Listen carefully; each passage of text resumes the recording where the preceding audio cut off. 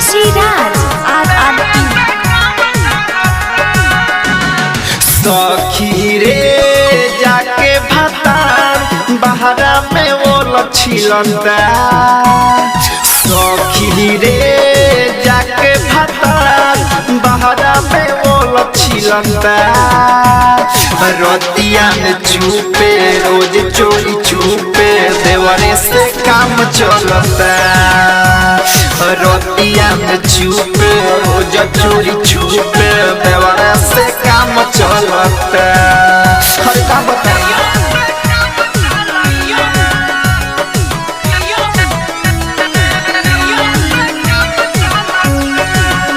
Recording by RRT digital recording studio छड़ादन।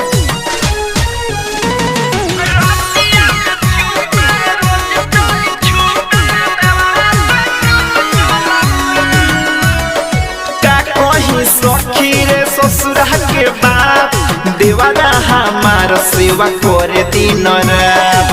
करेला पूरा भातार बहला सुख चढ़ल जवानी में नइखे हो दुख। हरे सखी सुनलू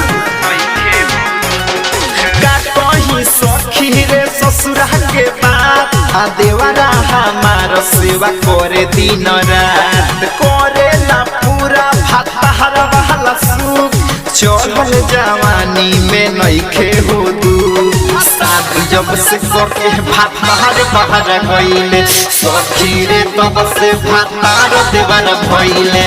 जाई नहाए तो पानी चला के दहिया हमार मलता।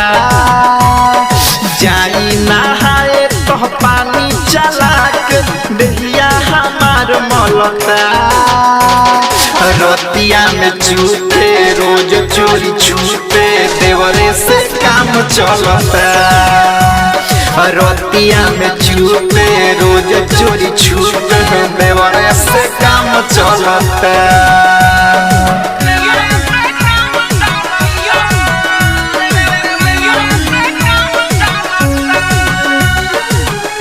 Recording by RRT digital recording studio छड़ादन।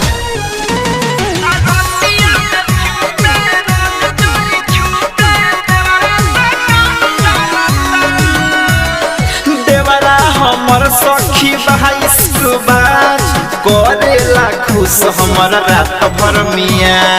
आइल महीना माह कैल सया काज कहे में सखी बड़ी लागता लाज। अरे का बताई रे देवरा हमर सखी बाईस बाज करेला खुश हमर रात भर मिया। आइल महीना ना कैल सया काज कहे में सखी बड़ी लागता लाज। तोहरा से कहता निबतिया एगो राज केहू से जन कही हरावा नदी सिराज। जग जीवन के कोइल का लइकावा पेट में हमारा पलता। राइटर जग जीवन के कोइल का लइकावा पेट में हमारा पलता। रतिया में चुपे रोज चोरी छुपे देवरे से काम चलता। रतिया में चुपे रोज चोरी छुपे देवरे से काम चलता।